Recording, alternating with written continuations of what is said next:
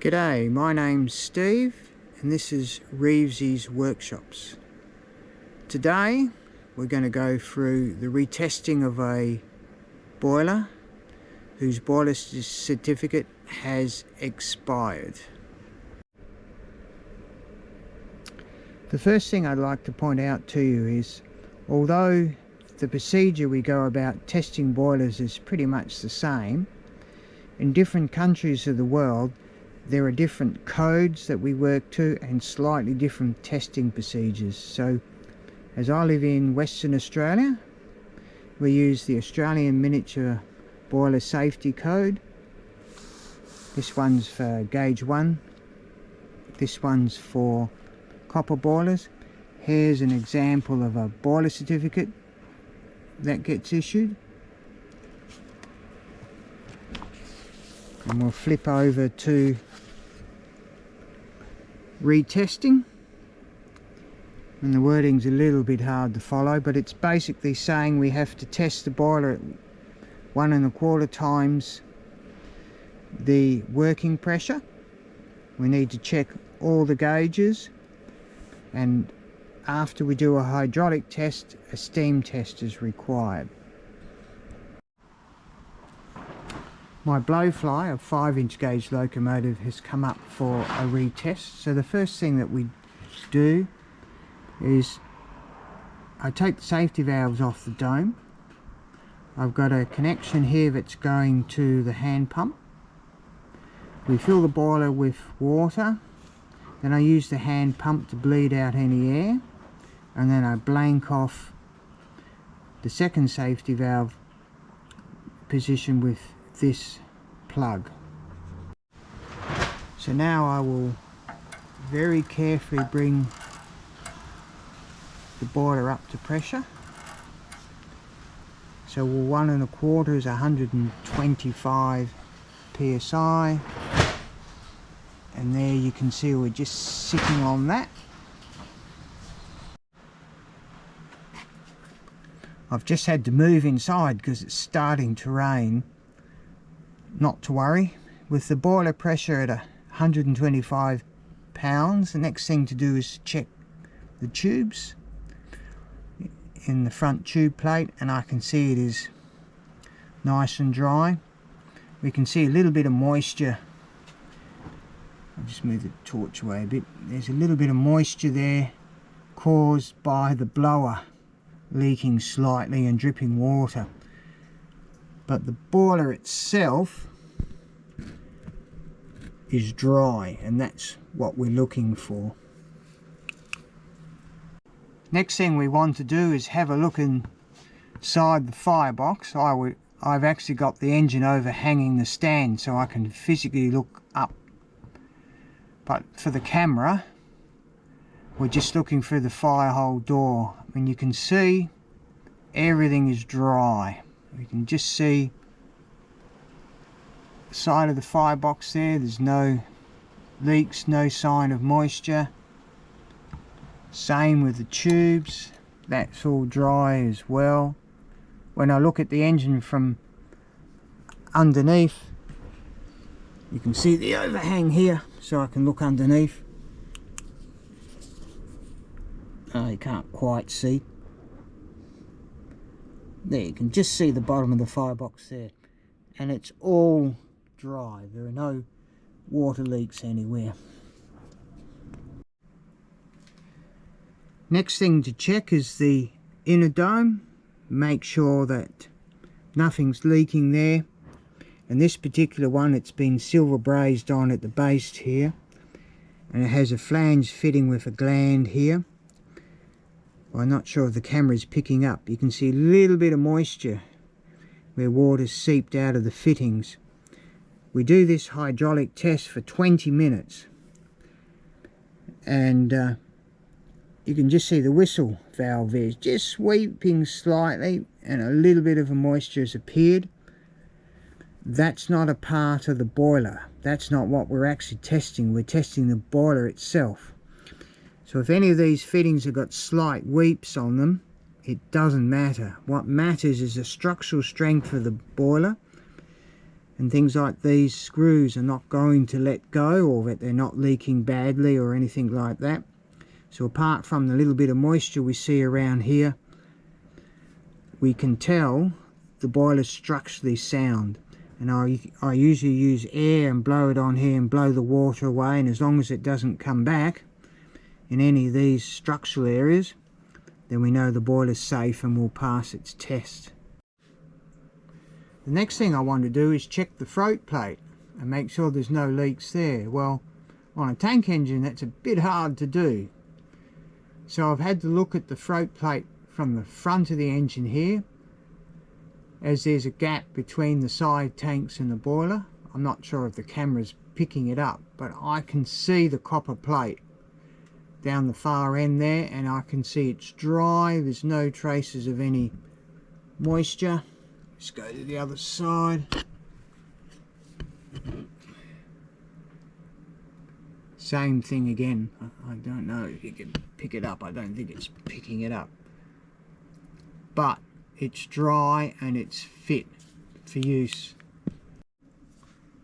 A simple double check to make sure that there aren't any problems with the outside of the boiler is just to watch the frames for a little while, and if you don't see any traces of water dripping out, then you know the sides of the firebox, the throat plate, the foundation ring, things like that are not leaking.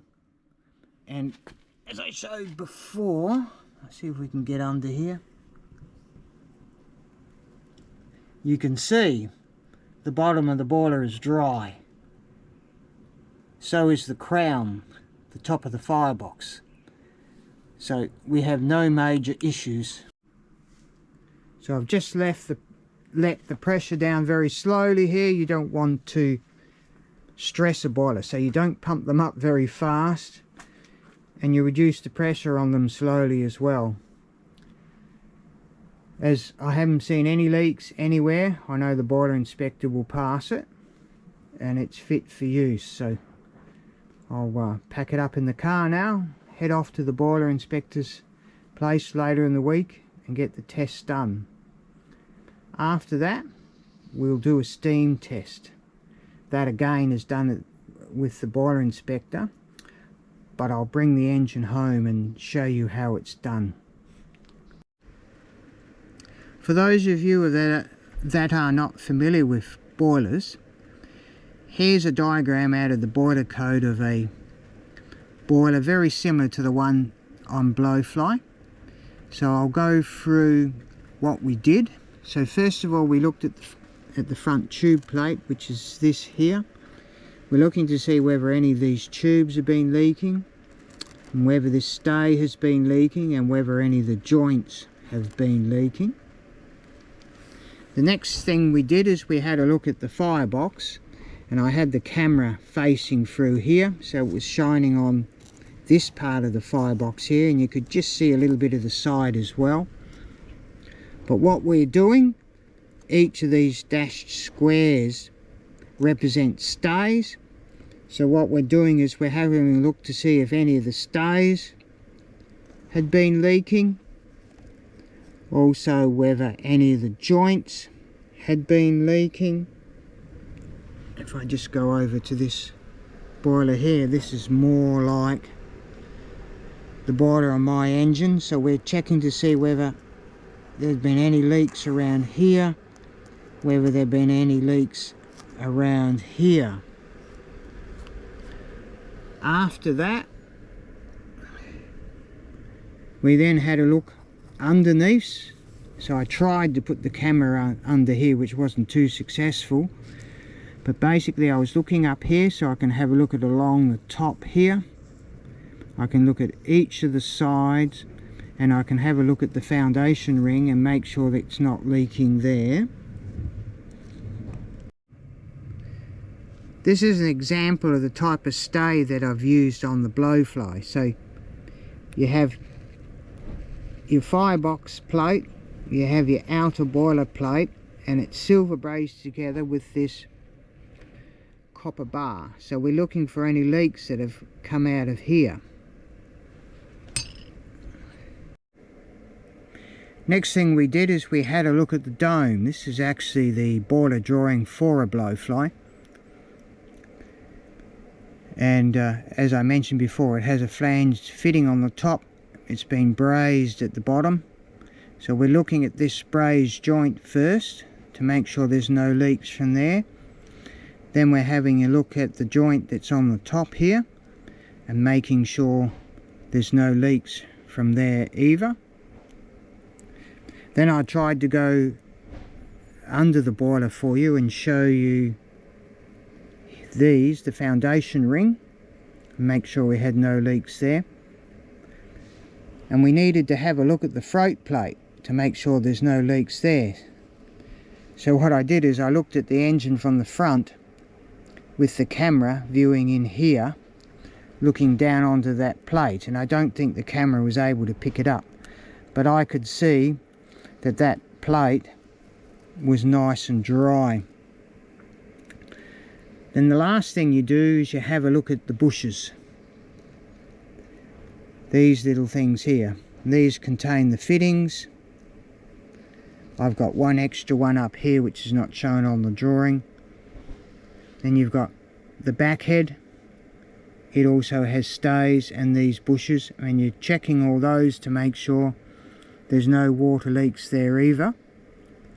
And then, as I said to you, as this is all covered up, I put the camera at the bottom of the main frames and I look to see if there's any droplets of water coming down. And if there's no droplets of water coming down anywhere, then you know everything on the outside of the boiler is sound, and you've also double checked that anything inside the firebox area is sound as well.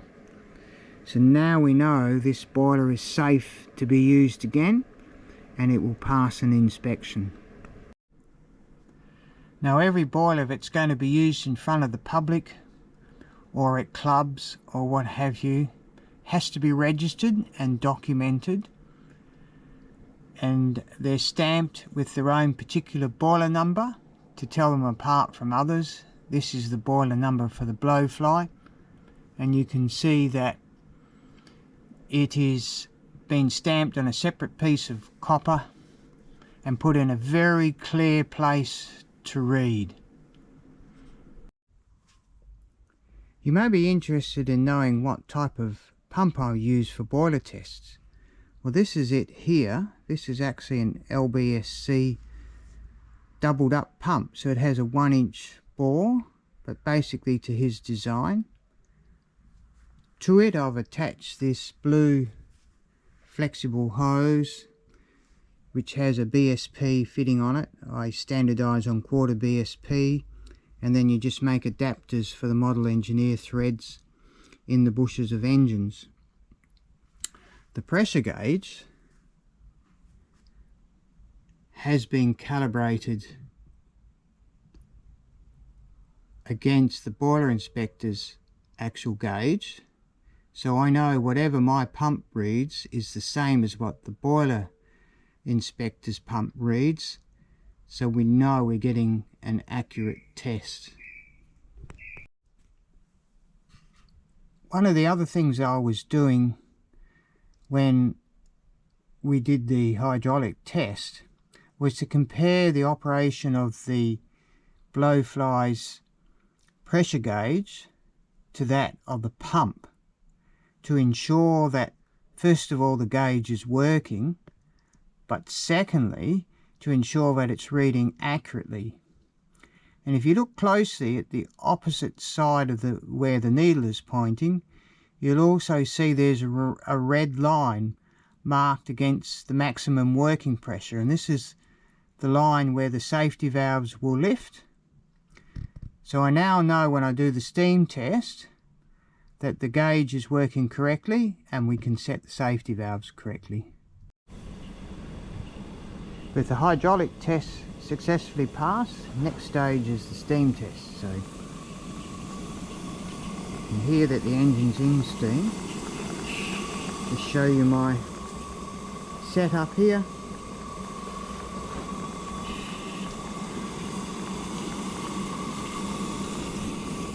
Got to avoid the trees.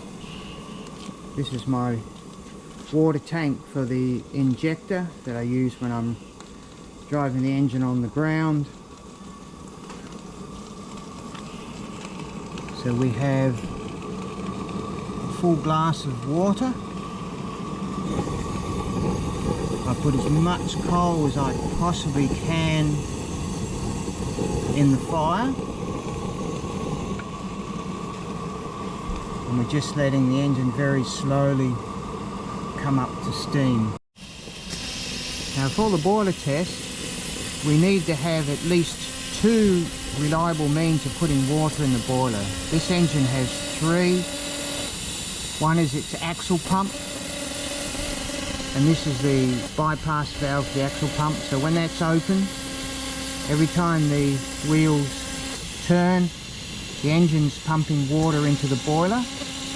With the bypass valve open, it redirects the water back into the side tanks, hence the name bypass valve. So when your boiler's full of water, you use that to stop it putting any more in, and you can also use it as a fine adjustment as you're running along the track to keep your water level constant. As I've got the engine sitting on its wheels today, we won't use that, but that's okay, because our second means of putting water in the boiler is the hand pump.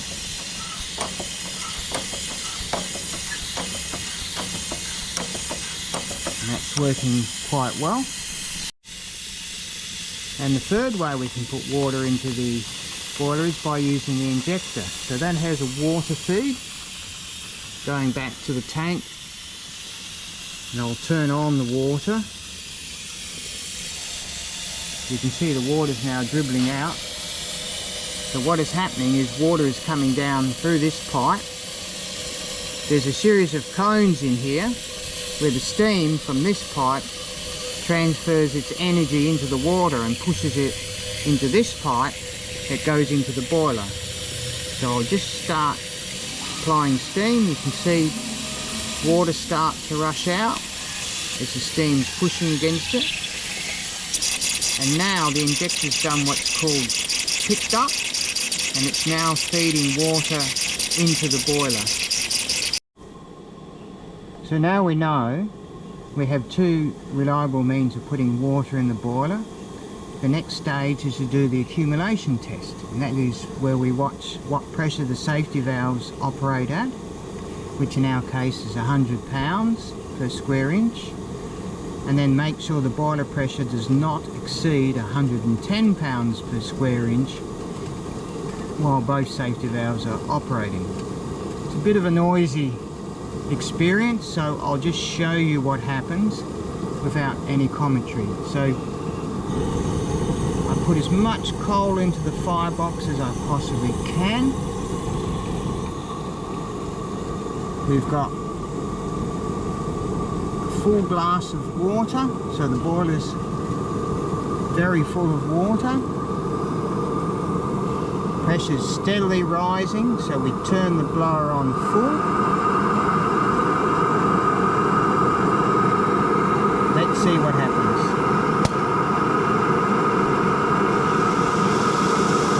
Right on 100 pounds, the safety's low.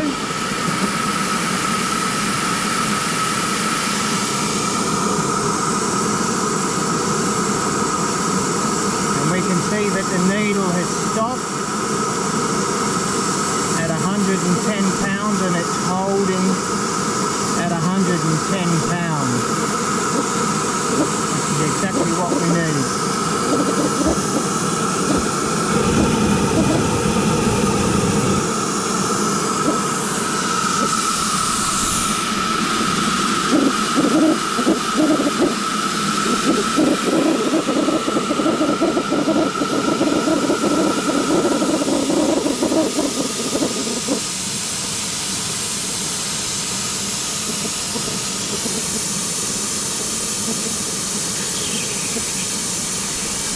Just put the injector on and cool the engine down. So that completes our steam test for the engine. Now she's all ready once more to go down the track and to be used again. Something I'm looking forward to. I was just reviewing the video footage then, and I noticed as I started to move the camera away from the pressure gauge while we were doing the accumulation test, it looked like the needle was continuing to rise. In fact, the pressure looked like it was 115 pounds instead of 110. This is actually an optical illusion called a parallax error. And what happens is if the camera, or even your eye, isn't square on to something you're looking at, as you move away to one side or the other and the angle of view changes, it also changes at what you're seeing. So it looks like the needle was actually rising up, but it wasn't. It was holding steady at 110. Anyway, that concludes today's tutorial on doing a boiler test for a boiler. We'll catch you next time.